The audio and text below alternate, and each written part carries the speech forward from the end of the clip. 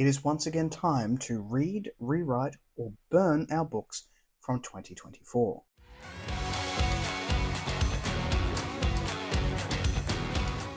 Hello everyone, welcome or welcome back to A Fictional Escapist. My name is Kris, and today's video is the Read, Rewrite, or Burn challenge for the reads that I had in 2024. I'm a little bit late on this one. Normally I do it in the first couple of months, but what is time? This is a challenge where I look at all the books I read over the year of 2024, so subsequent year in there, or put your own year in there for whichever one you're doing, and I pick three at random. Well, I get a random number generator to pick three at random for me, and then I talk about them, and would I reread them, would I rewrite them, or would I burn it and just put it in the bin and set it on fire? I don't tend to read like books that I don't enjoy. I did have a couple of like mid books last year, and I'm hoping they come up for burning, but it'll be interesting. This can sometimes be quite difficult.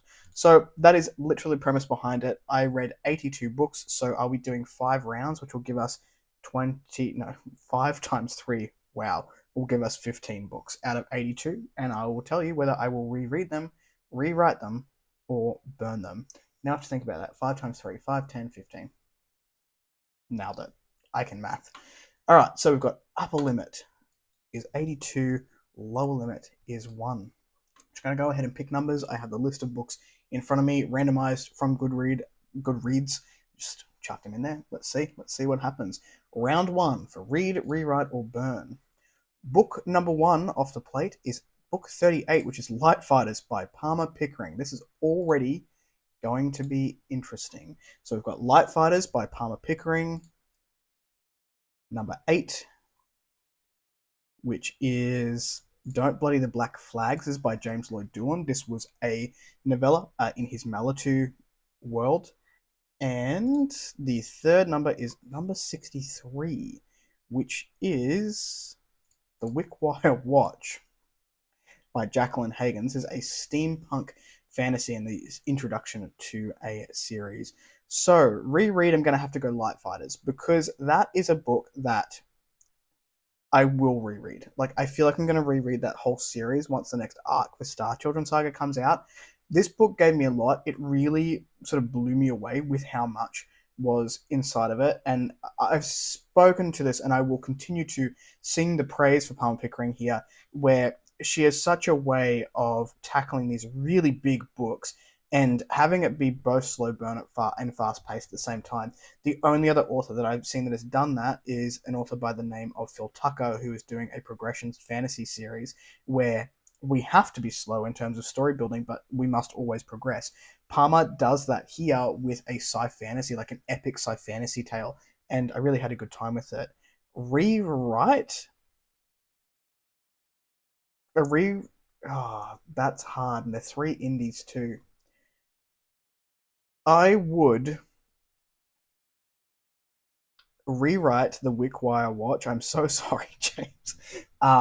There isn't a lot that I didn't like with the Wickwire Watch. It took me a little while to get into it and to get into the language, so there's not a great deal about it. And it's only like a me thing as well. It's no fault at all of the book, so I would rewrite that one, which means I've got to burn Don't Bloody the Black Flag, which is a little bit upsetting because I genuinely enjoyed that one as well.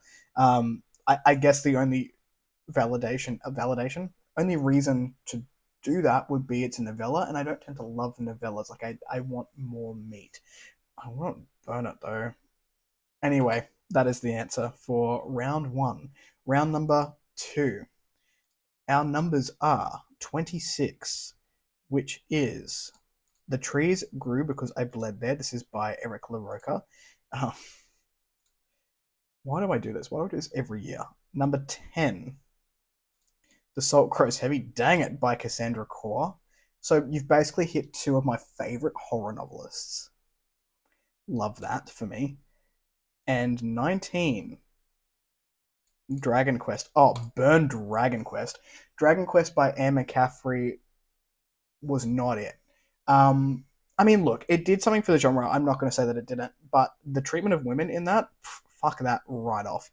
So Dragon Quest can go be put in the bin. So that is burn Dragon Quest. Goodbye. Fuck. I loved both The Trees Grew Because I Bled There and The Salt Grows Heavy. I'm going to reread The Trees Grew Because I Bled There because Eric LaRocca is probably my favorite horror author. And the reason for that is they tackle incredibly difficult thematics in brutally poetic ways. I don't know that I've read horror written as beautifully as Eric LaRocca. I can find zero faults for my own personal taste. Zero faults there. The Salt Grows Heavy was excellent, and it's almost like a Little Mermaid retelling, but like it's whack. And like it was a little bit like extreme horror in some cases. Like there was a group of children who were playing this game. There was murder involved. Like it's a horror story. It was a little bit slow paced in like a particular section of the book that I'm thinking of, which I can't talk about because it's spoilers. Maybe that to be rewritten, but I don't know. It was a pretty good book. If you like, again, beautifully, brutally poetic and like horror that has this poetic prose has me in a chokehold. So I guess that would be my answer for that. Sorry, Emma McCaffrey. I will say the sci-fi elements, so the sci fantasy elements in Dragon Quest were really good, but yeah, the treatment of women in there and like just there was no point, there was no place for it in the world then. There's no place in the world for it now. I won't have it. I won't hear of it. Round 3, number 59, we are starting with. 59 is Authority by Jeff Vandermeer. Okay. Authority is book 2 of the Southern Reach trilogy, with a fourth book on the end.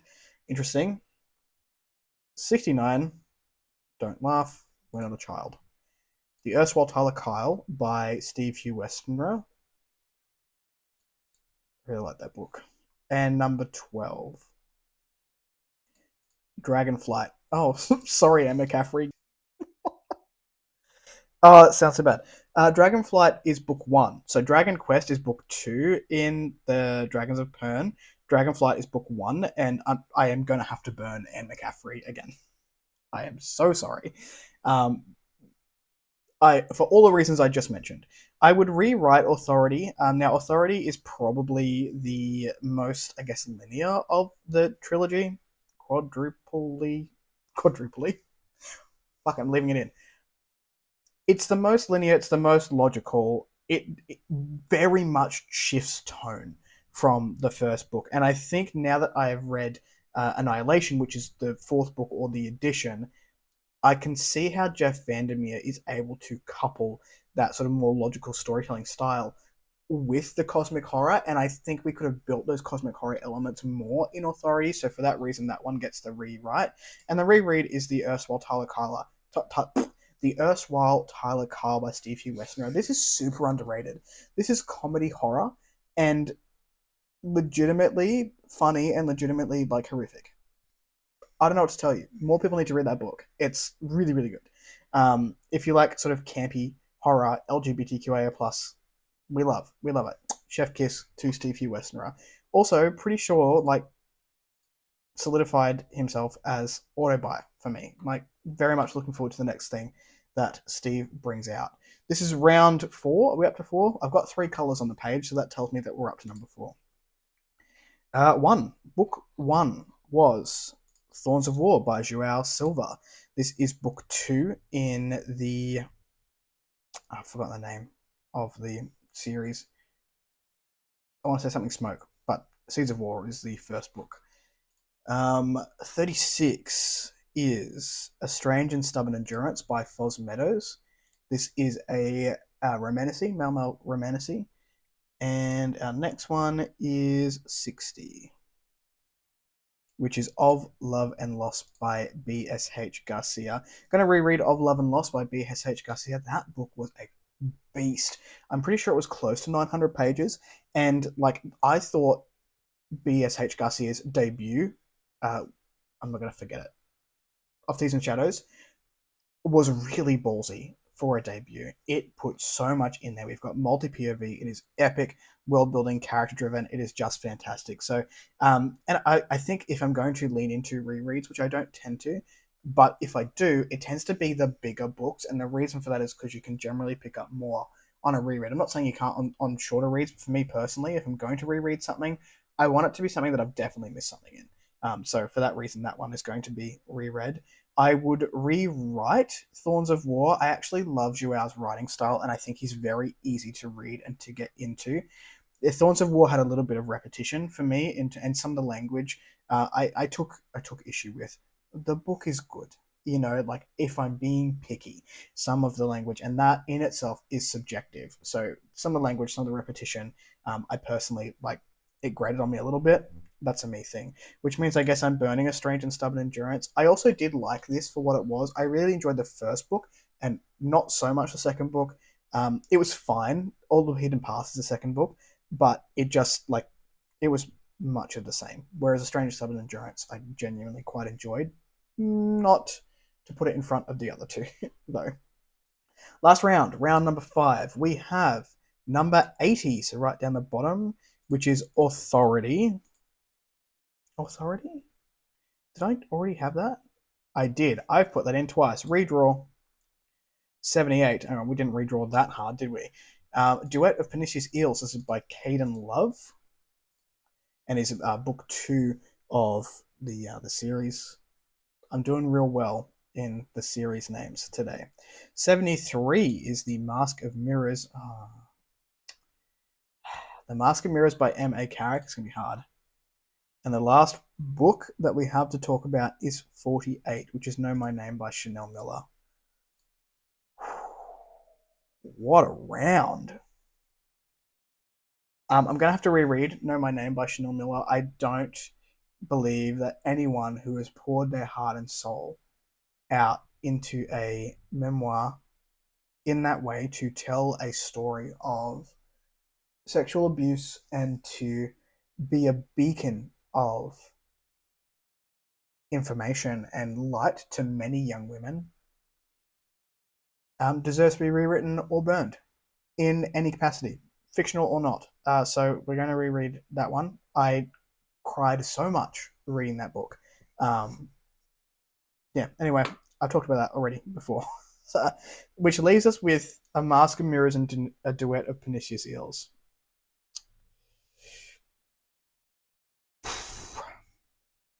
I really enjoyed both of those. I would rewrite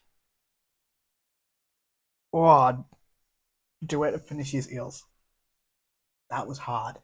Um, and the only reason that I can think of that I would rewrite any part of that is there was a couple of scenes that were very long for what they were, again, subjectively for me personally, and what I'm looking for in a read.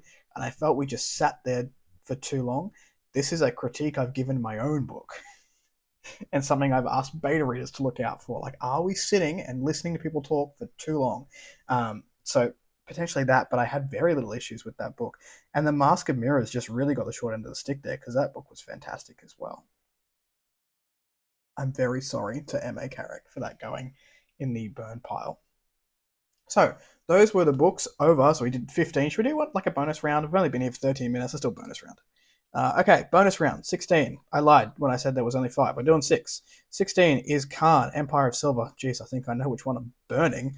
All right. Number 2 is Die Young by Morgan Shank. And number 10, we've already done number 10.